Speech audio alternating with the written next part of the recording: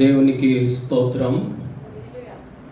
క్రీస్తు యేసునందు మిక్కిలి ప్రియులారా, దేవాతి దేవుడు మనలను ప్రేమించి ఈ సాయంకాలం వేళ సిలువ ధ్యాన కూడికలో మనలను ప్రవేశపెట్టి ప్రభువును మహిమపరచుటకు దేవుడు మనకు అనుగ్రహించిన ఈ శ్రేష్టమైన సమయాన్ని బట్టి నేను మొదటిగా దేవుని స్తుతిస్తూ ఉన్నాను. అదే రీతిగా నేడు సంఘముగా చేరవచ్చిన మీకు అందరికీ కూడా ప్రభునామంలో వందనాలు, శుభాలు తెలియచేస్తూ ఉన్నాను.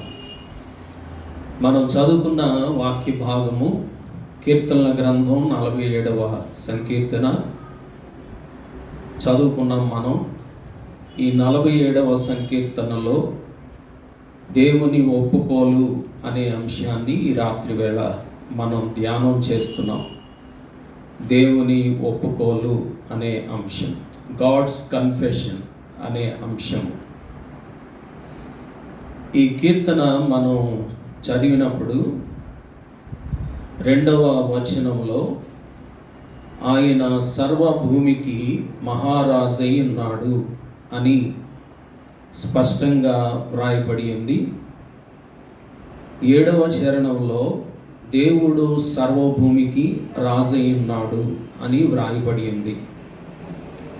మన రాజును కీర్తించుడి, కీర్తించుడి, దేవుడు అన్యజనులకు రాజై ఉన్నాడు అనే విషయాలు స్పష్టంగా ఈ కీర్తనలో మనం చూస్తూ ఉన్నాం. ఇశ్రాయేలీయుల దేవుడు ఏదో ఒక గోత్రానికి కానీ లేకపోతే ఏదో ఒక జాతికి కానీ దేవుడు కాదు. ఆయన ఉనికిలో ఉన్న ఏకైక దేవుడు, విశ్వమంతటికి కూడా సృష్టికర్త అయిన దేవుడు. అన్ని జాతులకు అలాగే అన్ని ప్రభుత్వాలకు పైన ఆయన సింహాసనాసీనుడై ఉన్నాడని ఈ 47వ కీర్తన చాలా స్పష్టంగా తెలియచేస్తూ ఉంది. ఆయన సర్వభూమికి రాజై ఉన్నాడు అనే మాట అంటే పవిత్రతలోను, న్యాయంలోను, కృప చూపించే విషయంలోను, ప్రేమ చూపించే విషయంలోను ఏ విధమైన లోపము లేని రాజు ఈయన. ఏ విధమైన లోపము లేని రాజు. మానవాళి అంతటి మీద లోపరహితుడుగా ఆయన పరిపాలన చేస్తున్నటువంటి గొప్ప రాజుగా ఉండినట్లు ఈ కీర్తన తెలియచేస్తూ ఉంది. ఆయన సర్వభూమికి మహారాజై ఉన్నాడు అనే విషయాన్ని ఈ కీర్తనలో ప్రధానంగా మనం చూస్తూ ఉన్నాం. ఈ లోకంలో కొంతమంది దేవుని పరిపాలన విధానాన్ని ఇలా ప్రశ్నిస్తూ ఉంటారు. ఏ విధంగానంటే, దేవుడు లోకమంతటి మీద మహారాజై ఉంటే కనుక భూమి మీద పరిస్థితులు ఎందుకు ఇంత ఘోరంగా ఉంటాయి? దుష్టత్వం ఎందుకు పైచేయిగా ఉంటుంది? అమాయకులు, నిర్దోషులు ఎందుకని బాధలకు గురవుతున్నారు? విపత్తులు, ఉపద్రవాలు, ఈ భయంకరమైన తుఫానులు, భూకంపాలు, వరదలు ఎందుకు ఇలాగా ఎక్కువైపోతూ ఉన్నాయి? మానవ సమాజం ఎందుకని ఇంత భయంకరంగా తయారైంది అనే ప్రశ్నలు వేస్తూ, ఆ ప్రశ్నల్లో మరో ప్రశ్న కూడా వేస్తారు. అదేంటంటే, అసలు దేవుడు ఉన్నాడా అనే ప్రశ్న వేస్తారు. ఇవన్నీ ఇలా జరుగుతూ ఉంటే దేవుడు అనేవాడు బొత్తిగా లేడు అని ఖచ్చితంగా వారు తేల్చి చెప్పేస్తూ ఉంటారు. అయితే అది మంచి వేదాంతం కాదు. అది బుద్ధికి అనుగుణ్యము అంతకంటే కాదు. జ్ఞానం కలిగిన వారు, బుద్ధి కలిగిన వారు ఎవరు కూడా అలాగా మాట్లాడరు. ఎందుకంటే 14వ కీర్తన మొదటి చరణంలో దేవుడు లేడని బుద్ధిహీనులు తమ హృదయములో అనుకొందురు అని స్పష్టంగా వ్రాయబడి ఉంది. దేవుడు లేడు అని చెప్పేవారు ఎవరు అనంటే బుద్ధిహీనులని ఈ వాక్యాన్ని బట్టి స్పష్టంగా మనం తెలుసుకుంటూ ఉన్నాం. ఈనాటి పరిస్థితులను బట్టి దేవుడు లేకపోవడం కాదు, ఆయన సరిగా పరిపాలించకపోవడము కాదు. కానీ మొత్తం మీద ఈ మనుషులు అనేవారు దేవుని పరిపాలనను అంగీకరించకపోవడమే ప్రధానమైన కారణం తప్ప దేవుడు లేకపోవడం కానీ ఆయన సరిగా పరిపాలించకపోవడం కానీ కారణాలు కాదు. ఈ విషయం లోకం అందున్నటువంటి మనుషులు గమనించవలసినటువంటి అవసరం ఉంది. కాబట్టి ఈ లోకములోని మనుష్యులు పాపులు, దోషులు విశ్వానికి ఉన్నటువంటి మహా గొప్ప రాజు మీద తిరుగుబాటు చేస్తూ ఉన్నారు. తిరుగుబాటు అనేది ఒక వ్యక్తిని పూర్తిగా నాశనం చేస్తుంది. తిరుగుబాటు అనేది ఒక వ్యక్తిని అష్టకష్టాల పాలు చేస్తుంది. తిరుగుబాటు అనేది ఒక వ్యక్తిని దేవునికి దూరంగా తీసుకుని వెళ్ళిపోతూ ఉంది. కాబట్టి ఈ లోకాన్ని పాడు చేస్తున్నది ఇలాంటి మనుషులే తప్ప దేవుడు ఎంత మాత్రం కాదు. దేవుడు సమాజాన్ని, లోకాన్ని, ప్రజలందరినీ బాగు చేయాలని కోరుకుంటాడు కానీ పాడు చేయాలని ఎప్పుడు కూడా ఆయన కోరుకోడు. కేవలం మనుషులు మాత్రమే తమ యొక్క దుష్టత్వాన్ని బట్టి, పాపమును బట్టి, వారి స్వయిచ్ఛతో కూడిన క్రియలను బట్టి, కార్యములను బట్టి వారు తమకు తాముగా నాశనమును కొని తెచ్చుకుంటున్నారు తప్ప ఇది దేవుని తప్పు కాదు, ఆయన పొరపాటు కాదు, ఆయన పరిపాలన సరిగా లేకపోవడం కాదు, ఆయన లేకపోవడం కాదు. ఇదంతా కూడా మానవుని యొక్క లోపము అనే సత్యం దేవుని వాక్యం చెప్తూ ఉంది. 14వ కీర్తన 2వ చరణం 3వ చరణం అక్కడ వ్రాయబడి ఉన్న విషయాలు మనం చూద్దాము. వివేకము కలిగి దేవుని వెదకువారు కలరేమో అని యెహోవా ఆకాశము నుండి చూచి నరులను పరిశీలించెను. వారందరూ దారి తొలగి బొత్తిగా చెడి ఉన్నారు అని, మేలు చేయవారు ఎవ్వరూ లేరని, ఒక్కడైనను లేడని ఆ వాక్యం చెప్తూ ఉంది. అసలు మనుషులందరూ ఇటువంటి దుష్టత్వంతో నిండిపోయి దేవుడు అనేవాడు ఉన్నాడా, దేవుడు ఉంటే ఇలా ఎందుకు జరుగుతుంది, దేవుని పరిపాలన అనేది ఉంటే ఇలాంటి పరిస్థితులు ఎందుకు ఉంటాయి అని చెప్పి మాట్లాడుతూ ఉంటారు. మరొక వాక్యం నోట్ చేసుకోండి. ఆదికాండం 6వ అధ్యాయంలో 5వ వచనం నుండి 7వ వచనం వరకు కూడా అక్కడ ఉన్నటువంటి ప్రజానికం గురించి మనం ఆలోచన చేసినప్పుడు కూడాను వారి యొక్క హృదయములోని ఊహ అంతయు కేవలము చెడ్డది, వారందరూ కూడా చెడిపోయిన వారిగా ఉండినట్లు అక్కడ ఆ సందర్భాన్ని బట్టి, ఆ పరిస్థితుల్లో, ఆ దినాల్లో ప్రజలు అలా ఉండడాన్ని మనం గమనిస్తూ ఉన్నాం. అయితే ఏ మనుష్యుడైనా సరే, ఈ లోకంలో ఏ మనుష్యుడైనా ఎవరైనా సరే దేవుని రాజరికంలోకి వచ్చి ఆయన పరిపాలన క్రింద ఉంటే గనుక, ఆయన అధికారమునకు లోబడితే గనుక, ఆయన రాజ్య పరిపాలనలో ఆయనకి తగినట్లుగా జీవిస్తే గనుక అలాంటి వారందరికీ హృదయపూర్వకమైన శాంతి, సమాధానము, నెమ్మది, సుభిక్షత అనేవి వారు పొందుకోవడానికి ఆస్కారం ఉంటుంది. అంతేగాని దేవుని రాజరికంలోకి రాకుండా, ఆయన పరిపాలన క్రిందకు రాకుండా, దేవుడు లేడు, అలాగే ఆయన పరిపాలన కూడా లేదు, అలా ఉంటే లోకం ఎలా ఎందుకుంటుంది అని అనడం అనేది సరి అయిన పద్ధతి కాదు. అందుకే సామెతల గ్రంథం 3వ అధ్యాయము 6వ వచనంలో ఒక మాట రాయబడి ఉంది.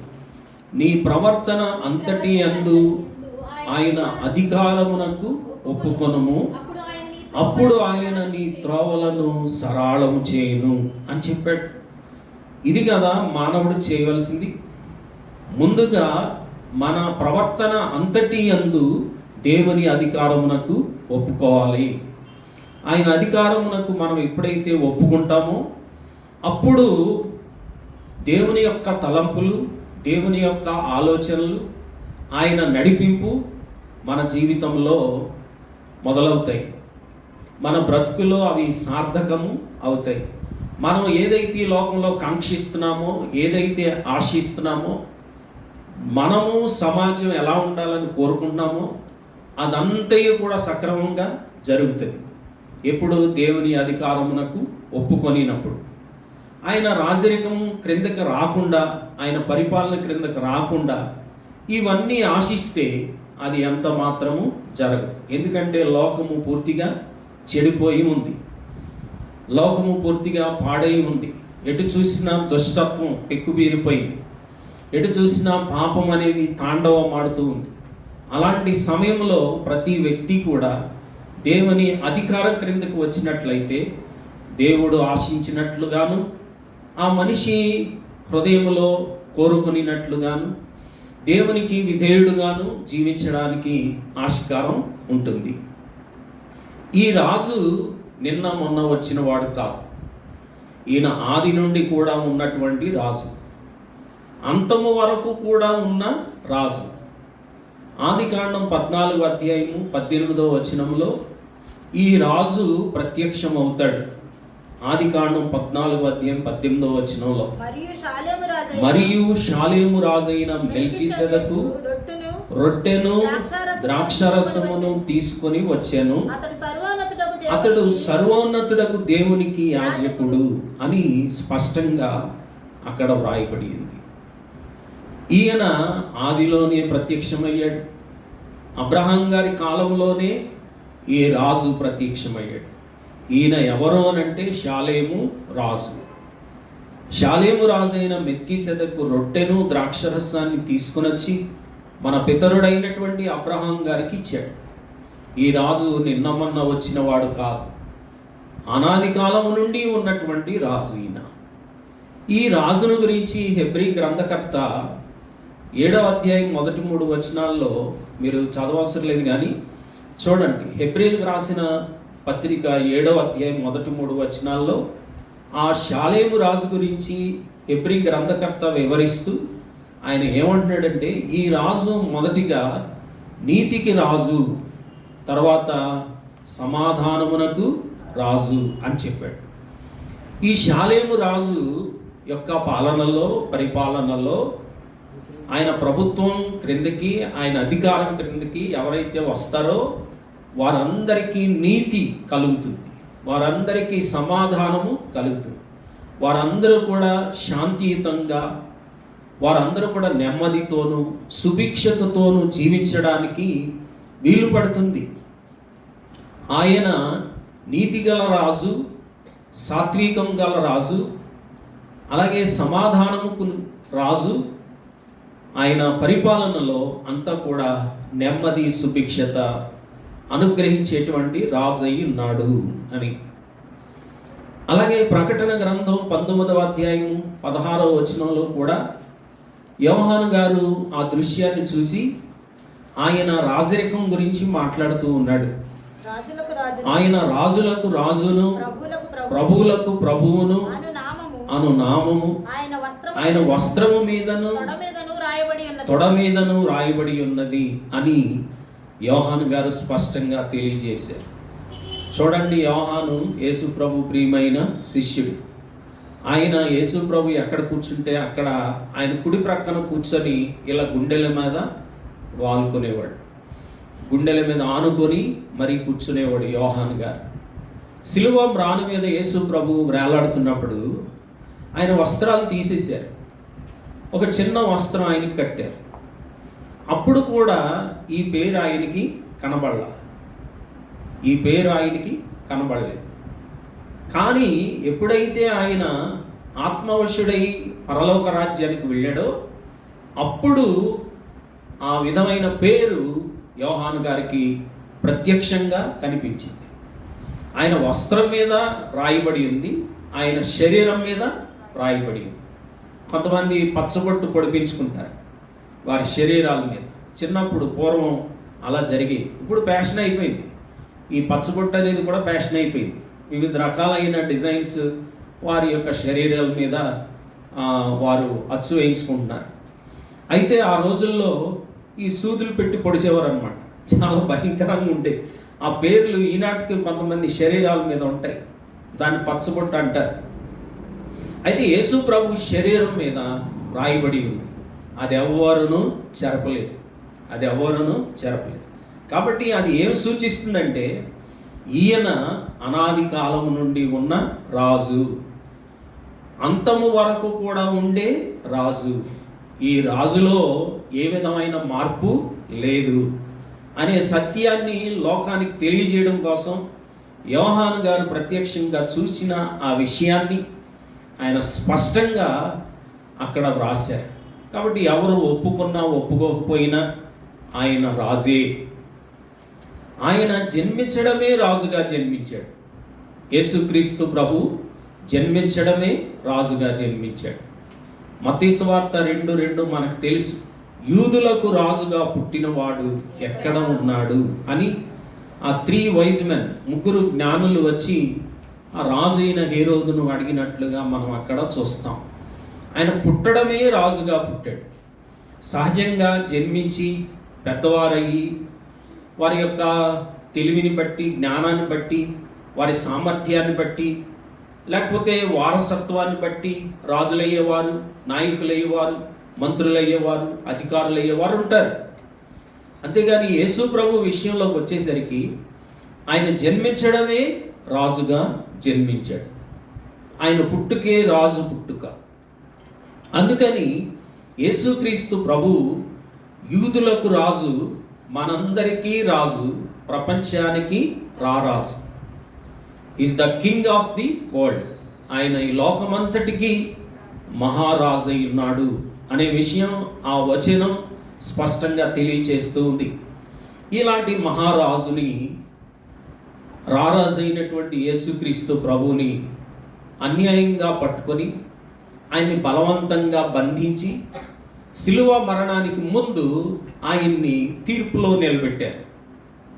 ఇది తీర్పు ఘట్టం. యేసు ప్రభు వారి యొక్క శిలువ మరణానికి ముందు తీర్పు ఘట్టం. ఆ తీర్పులో ఆయన్ని నిలబెట్టి పొంతి పిలాతు ఆయన్ని ఒక ప్రశ్న వేశాడు. ఏమిటి ఆ ప్రశ్న అంటే, మీరు నోట్ చేసుకోండి చాలు. మత్తయి సువార్త 27వ అధ్యాయము 11వ వచనంలోను, యోహాను సువార్త 18వ అధ్యాయం 37వ వచనంలోను వారు యేసు ప్రభుని అడుగుతున్నారు, నీవు రాజువా అని అడిగారు. నీవు యూదులకు రాజువా, నీవు రాజువా అనంటే ప్రభు ఏమన్నారు తెలుసా? నీవన్నట్టు నేను రాజునే అన్నాడు ఆయన. దేవునికి స్తోత్రం. నీవన్నట్టు నేను రాజునే. Yes, I am the king of the world. నేను ఈ లోకానికి అంతటికి రాజునై ఉన్నాను అని ప్రభు స్పష్టంగా ఆ ప్రశ్నకు సమాధానం చెప్పారు.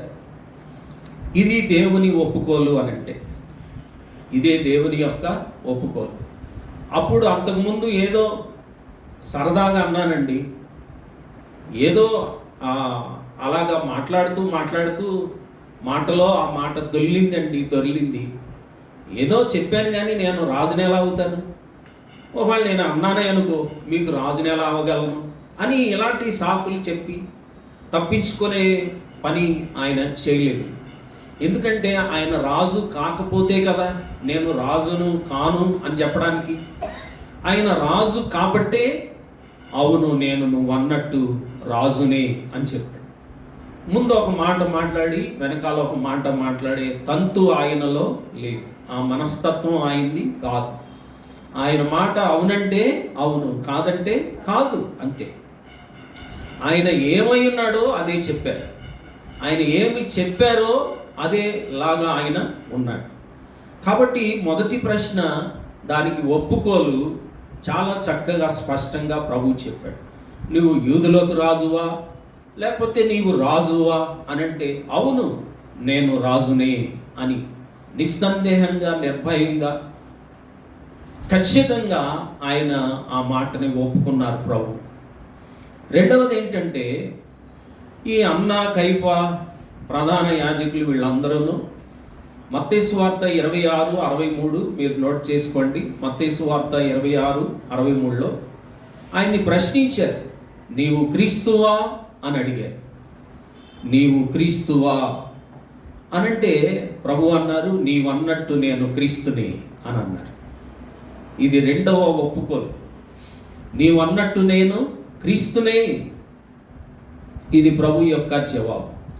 ఎందుకంటే ఈ క్రీస్తు అనేటువంటి మెస్సియా వస్తాడని ప్రవచనాలు చెప్తూ ఉన్నాయి. ధర్మశాస్త్రంలో, ప్రవక్తల గ్రంథాల్లో, కీర్తనల్లో ఆయన గురించి ఏమైతే చెప్పాయో, ఎవరైతే ఎన్నెన్ని ప్రవచనాలు చెప్పారో వాటన్నిటికీ యేసు ప్రభు అవునని చెప్పి తీరాలి. ఎందుకంటే వాగ్దానములు ఎన్ని అయినను అవన్నీ క్రీస్తులో అవునన్నట్టుగానే ఉన్నవి. కాబట్టి ఆయన గురించి ఏ విషయాలైతే చెప్పబడ్డాయో వాటన్నిటినీ ఆయన ఇక్కడ స్పష్టంగా చెప్పి నెరవేరుస్తూ ఉన్నాడు. ప్రవక్తల గ్రంథాల్లో, కీర్తనల్లో, ధర్మశాస్త్రంలో నా గురించి ఏమైతే చెప్పబడ్డాయో అవన్నీ నా యందు నెరవేరినవి అని కూడా ప్రభువు చెప్పడం జరిగింది. కాబట్టి యేసు ప్రభువు దేనిని కూడా ఆయన సమర్థించుకునే ప్రయత్నం చేయలేదు, తప్పించుకునే ప్రయత్నం అంతకంటే చేయలేదు. మెస్సియా వస్తాడు, అధిపత్యము మెస్సియా వస్తాడని దానియేలు గ్రంథంలో ప్రవక్త ప్రవచించాడు. కాబట్టి ఆయన మెస్సియా అయినప్పుడు, అభిషక్తుడు అయినప్పుడు, ఈ రక్షణ కార్యం జరిగించడానికి ఒక రక్షకుడిగా వచ్చినప్పుడు ఇప్పుడు నేను కాదు అని ఆయన ఎలా తప్పించుకోగలడు? ఆయన క్రీస్తుగా ఈ లోకానికి వచ్చాడు. ఈ లోకంలో ఉన్నటువంటి మానవాళ్ళందరినీ రక్షించడం కోసం అభిషేకింపబడిన వ్యక్తిగా, రక్షకుడుగా అభిషేకింపబడిన క్రీస్తుగా ఆయన ఈ లోకానికి వచ్చారు. కాబట్టి ఆయన వచ్చినది ఏమై ఉన్నదో ఆయన ఆ విషయాన్ని చాలా స్పష్టంగా చెప్పారు. అది రెండవ ఒప్పుకోలు. మూడవ ఒప్పుకోలు చూద్దాము. ఈ మత్తయి సువార్త 26వ అధ్యాయంలోనే వారు ఏమని అడుగుతారంటే, నీవు దేవుని కుమారుడవా అని అడిగారు. You are the son of God? Yes, I am the son of God. నీవు దేవుని కుమారుడవా అని అడిగితే ఆయన నిస్సందేహంగా అవును, మీరు అన్నట్టు నేనే ఆయనను అంటాడు. ఆయన నేనే ఆయనను. మీరు ఎవరైతే దేవుని కుమారుడు అని నన్ను ప్రశ్నిస్తున్నారో ఆ నేను దేవుని కుమారుడనే అని ఖచ్చితమైన ఒప్పుకోలు చెప్తూ ఉన్నాడు. నేనేంటి, దేవుని కుమారుడేంటి, వాళ్ళు ఎవరో అన్నారు, నేను అనలేదు కదా, ఇలాంటి మాటలు ప్రభు చెప్పలేదు. ఎందుకంటే మరియతో గబ్రియేలు దూత మాట్లాడినప్పుడు చాలా స్పష్టంగా చెప్పాడు, పుట్టబోవు శిశువు దేవుని కుమారుడై పరిశుద్ధుడు అనబడును అని ముందుగానే చెప్పాడు. ఆయన గబ్రియేలు దూత దేవుని మాటగా చెప్పాడు, పుట్టబోవు శిశువు దేవుని కుమారుడై పరిశుద్ధుడు అనబడును. ఆయన్ని కుమారుడుగా మనకి ఈ లోకానికి ఇచ్చాడు, శిశువుగా ఇచ్చాడు, కుమారుడిగా ఇచ్చాడు. ఆ కుమారునిలో ఉన్నటువంటి గుణగణాల గురించి కూడా దేవుడు మాట్లాడాడు. ఈ విషయాలన్నీ కూడా మనకి స్పష్టంగా తెలుసు. గలతీ పత్రిక 4:4లో కూడా కాలము పరిపూర్ణమైనప్పుడు దేవుడు తన ప్రియకుమారుని ఈ లోకానికి పంపించారు. ఆ కుమారుడే ప్రభు అయిన యేసుక్రీస్తు. నీవు దేవుని కుమారుడవా అంటే అవును, నేను దేవుని కుమారుడని. ఈ యూదులకు రాజుగా పుట్టినవాడు ఎక్కడున్నాడని వాళ్ళు వచ్చినప్పుడు అడిగినప్పుడు వారు చాలా స్పష్టంగా ఆ ప్రవచనాన్ని ఎత్తి చూపారు. యోదయ దేశపు బెత్లెహేమా, నీవు యోధా ప్రధానులలో ఎంత మాత్రము అల్పమైన దానవు కావు. ఇశ్రాయేలీలు అనబడి నా జనులను ఏలువాడు నీలో నుండి వచ్చును.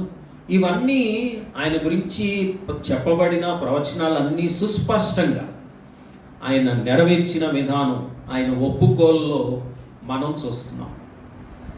తర్వాత 4వ ప్రశ్న వాళ్ళు వేసిన ప్రశ్న ఏంటంటే, యోహాను సువార్త 18వ అధ్యాయంలో మనం క్రిందకి చూస్తే పిలాతు ఆయన ఒక ప్రశ్న వేస్తాడు ఆఖరులో, నీవు సత్యం అనగానేమి అని అడుగుతాడు. నేను సత్యమును గూర్చి సాక్ష్యం ఇచ్చుటకు పుట్టి తిని అని ప్రభు అన్నప్పుడు పిలాతు ఆశ్చర్యపోయి ఏమన్నాడు తెలుసా? సత్యమనగా ఏమి, సత్యమనగా ఏమి అని అడుగుతున్నాడు. ఏంటండి సత్యమనగా ఏమి అని అంటే, ఆయన ప్రభు సెలవిచ్చినటువంటి సమాధానం. అక్కడ ఆయన మాట్లాడలేదు, కానీ 14వ అధ్యాయం, యోహాను సువార్త 14వ అధ్యాయము 6వ వచనంలో, నేనే మార్గము సత్యము జీవం, ఐ ఆమ్ ద ట్రూత్ అని యేసు ప్రభు చెప్పారు. నిలువెత్తు సత్యవంతుణ్ణి ఎదురుగా పెట్టుకొని సత్యమనగానేమి అని అడుగుతాడేంటి విడ్డూరంగా? నిలువెత్తు అంత ఎత్తు మనిషి సత్యవంతుడై పిలాతు ఎదురుగా నిలబడితే ఆయన్ని అడుగుతున్నాడు శోచనీయంగా, సత్యమనగానేమి అంటే, ఐ ఆమ్ ద ట్రూత్, నేనే సత్యం. యేసు ప్రభు సత్యవంతుడని, ఆయన యందు ఏ కపటమును లేదని, ఆయనలో ఏ పాపమును లేదని అందరూ కూడా తేల్చి చెప్పారు. సిలువ శత్రువైన పిలాతు తేల్చి చెప్పాడు, తన భార్య తేల్చి చెప్పింది, అలాగే సైనికుడు, శతాధిపతి, సైన్యాధికారి చెప్పాడు నిజముగా ఈయన దేవుని కుమారుడు అని. ఎందుకు ఈయన్ని సిలువేయమంటున్నారు? ఈయనలో నాకు ఏ దోషము కానరాలేదు. ఇదిగో ఈ మనుష్యుడు. సత్యమనగానేమి అన్నది పిలాతే, మళ్ళీ ఆ మనుష్యుని తీసుకొచ్చి లోకము నాకు ఎదురుగా పెట్టి సత్యమనగా ఇదిగో ఈ మనుష్యుడే అని రుజువు చేసిన వాడు పిలాతు. కాబట్టి దేవుని బిడ్డలారా, ఆయన ఒకవేళ రాజు కాకపోతే, ఒకవేళ క్రీస్తు కాకపోతే, ఒకవేళ దేవుని కుమారుడు కాకపోతే, ఒకవేళ సత్యవంతుడు కాకపోతే నేను కాదు అని చెప్తాడు. అది నేను కాదు అని స్పష్టంగా చెప్తాడు. ఆయన పుట్టుకతోనే ఇవన్నీ అయి ఉంటే నేను కాదని ఎందుకు చెప్తాడు? ఆయన ఏదై ఉన్నాడో దాని గురించి ఆయన ఒప్పుకున్నాడు. నేను రాజునే, నేను క్రీస్తునే, నేను దేవుని కుమారుడనే, నేనే సత్యము అని యేసు ప్రభువారు చాలా గంభీరంగా ఆయన జవాబిచ్చిన విధానం మనము చూస్తూ ఉన్నాం. ఆనాడు పిలాతు యేసు ప్రభు చేసిన నేరం రాసి ఆయన సిలువ పైన పెట్టాడు. ఏంటి ఆయన చేసిన నేరం? యూదులకు రాజైన నజరేయుడగు యేసు, అది నేరం. చాలా విడ్డూరంగా ఉంది ఆయన చేసిన నేరం. ఆయన ఏమన్నా బందుపోటు దొంగన? ఎవరికన్నా అన్యాయం చేశారా?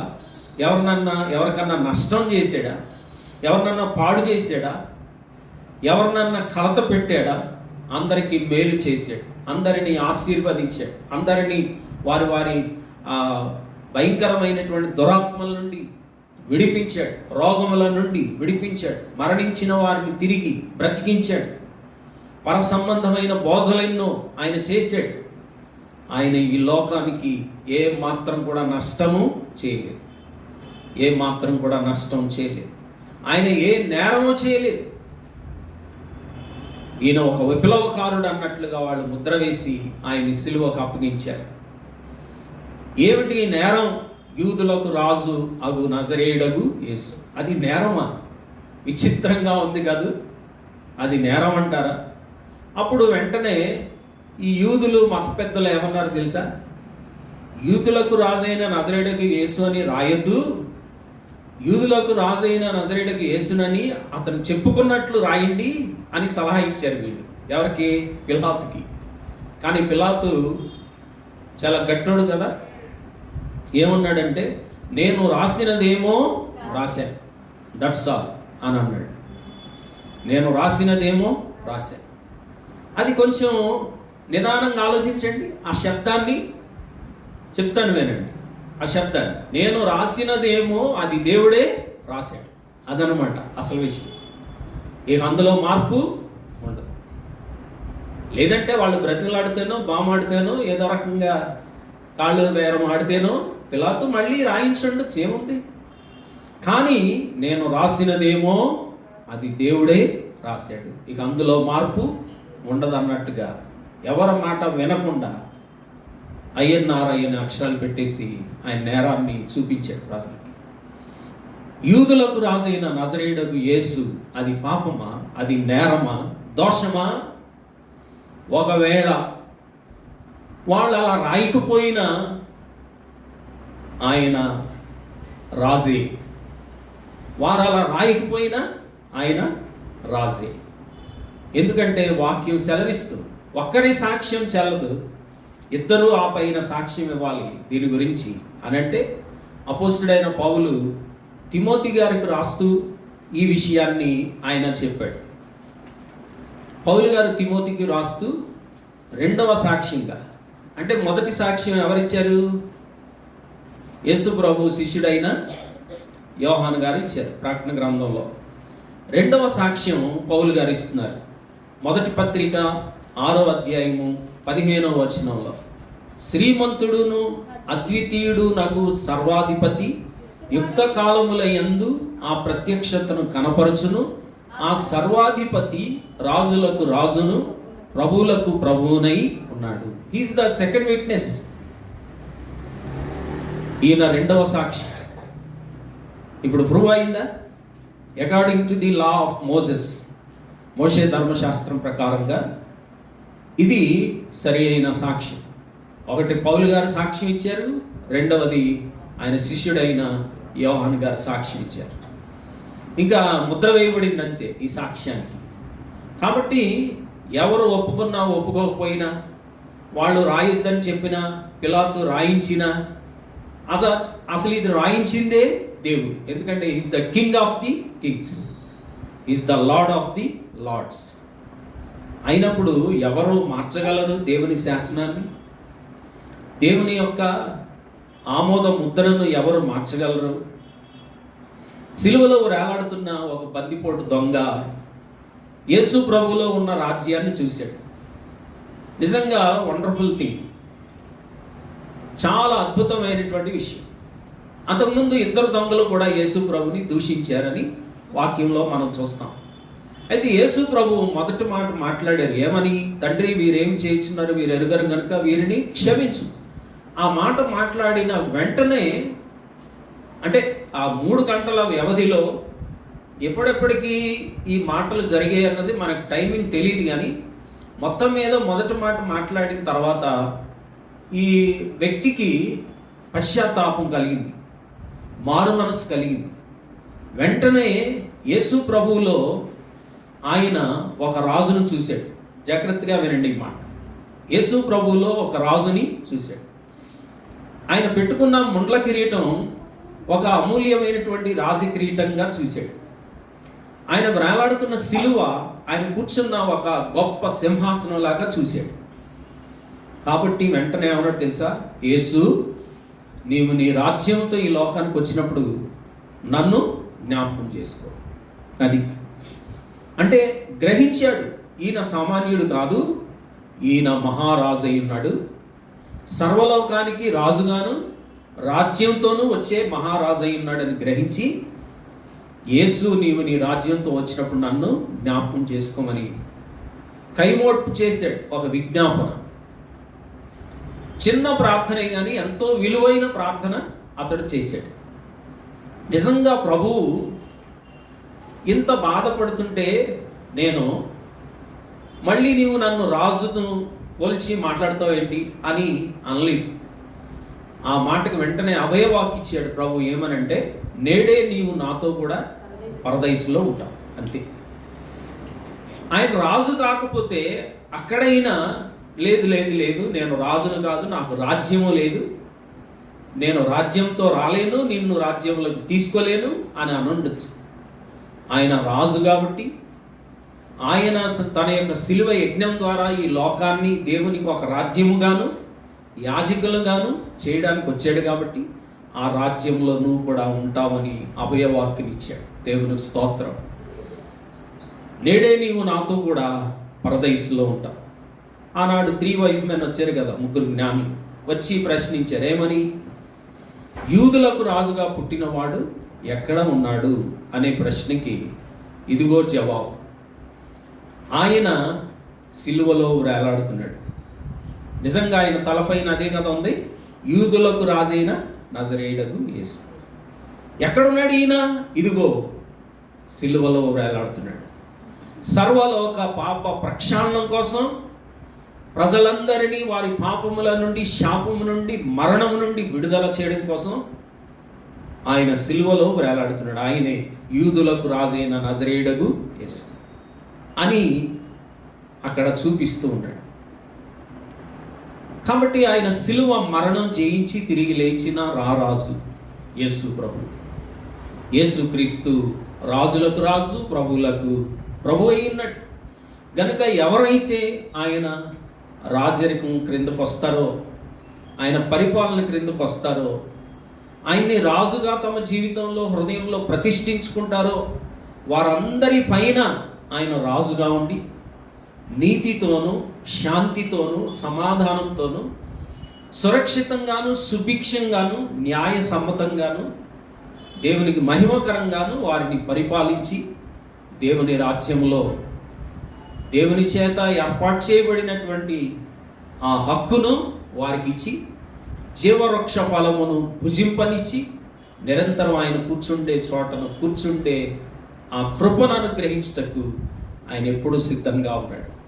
కాబట్టి ఈ రాజులకు రాజు, ప్రభులకు ప్రభు అయిన యేసును మన జీవితానికి రాజుగా ప్రతిష్ఠించుకొని ఆయన రాజరికంలో మన ముందు కొనసాగుతాం. అందుకు ప్రభు కృప మనందరికి తోడయుండి నడిపించును గాక. ప్రార్థన చేసుకుందాం. మహాపరిశుద్ధుడు అయిన మా తండ్రి, ప్రేమ కలిగిన మా యేసు ప్రభువా, మీకు వందనములు, మీకు స్తోత్రములు చెల్లిస్తూ ఉన్నాం. ఈ రాత్రి వేళ సిలువ ధ్యాన కూటంలో మీరు మాకిచ్చిన ఈ శ్రేష్టమైన సందేశాన్ని బట్టి మిమ్మల్ని కనపరుస్తున్నాం, మహింపరుస్తున్నాం. నైనా మీరిచ్చిన ఈ వాక్యము మా అందరి హృదయంలో ముద్రించి, ఆ ప్రకారం మేము మీ రాజరికం క్రిందకు వచ్చి మీ రాజ్య పరిపాలనలో కొనసాగుచు మా జీవితాలకు మిమ్మల్ని రాజుగా ప్రతిష్ఠించుకొని మీ పరిపాలనను ఒప్పుకొని మీ ఆధిపత్యం క్రింద నడుచుకుంటూ శాంతియుతంగా, సంతోషంగా, సమాధానంగా, ఆధ్యాత్మిక సంరక్షణతోనూ సుభిక్షతతోనూ వర్ధిల్లే కృపను మాకందరికీ కూడా దయచేయండి అని ప్రార్థిస్తూ ఉన్నాం. మీరిచ్చిన ఈ వాక్యం మా అందరి హృదయంలో ముద్రించండి ప్రభువా. ఆ ప్రకారం మేము నడుచుకునే కృపను అనుగ్రహించమని వేడుకుంటూ ఉన్నాం నాయన. ఎందరైతే ఈ వాక్యాన్ని విన్నారో వారందరినీ కూడా మీరు బహుగా ఆశీర్వదించమని వేడుకుంటూ ఉన్నాం. మీ దీవులతో నడిపించండి, మీ బలమును అనుగ్రహించండి, మీ సహాయమును అనుగ్రహించండి. మీ సిలువ నీడలో మా ఆధ్యాత్మిక జీవితాలు నిరంతరం కొనసాగించుకునే భాగ్యాన్ని మాకందరికీ కూడా అనుగ్రహించి మహిమ పొందుమని ఈ రాత్రి వేళ మీ సన్నిధికి వచ్చిన బిడ్డలను మీ చేతులెత్తి ఆశీర్వదించమని, వారు వచ్చినప్పుడు తోడుగా ఉన్నారు, తిరిగి వారి గృహాలకు వెళ్ళేటప్పుడు కూడా మీ కాపుదల భద్రత దయచేసి క్షేమకరమైన స్థితినిచ్చి మా అందరి జీవితాల్లో మరి యొక్క అరుణోదయం, నూతన దినము ప్రసాదించమని, మళ్ళీ రేపు సాయంకాలం 7:30 గంటలకు మీ సన్నిధికి వచ్చి సిలువ ధ్యాన కూడికలో మిమ్మల్ని ఘనపరిచే భాగ్యాన్ని మాకందరికీ దయచేయమని యేసు ప్రభు వారి ఘనమైన నామములో ప్రార్థించి పొందుకొని ఉన్నాము పరమ తండ్రి. ఆమేన్. మన పరమ తండ్రి అయిన దేవుని ప్రేమ, ప్రభువును రక్షకుడైన యేసుక్రీస్తు వారి యొక్క కృప, పరిశుద్ధాత్మ దేవుని యొక్క నిత్య సహవాసం ఆయన సన్నిధిలో ఉన్న మనకు, ఆయన ప్రేమించిన వారికి అందరికీ, యావత్తు సంఘమునకు సదాకాలం తోడుగా ఉండి నడిపించి ఆశీర్వదించునుగాక. ఆమేన్.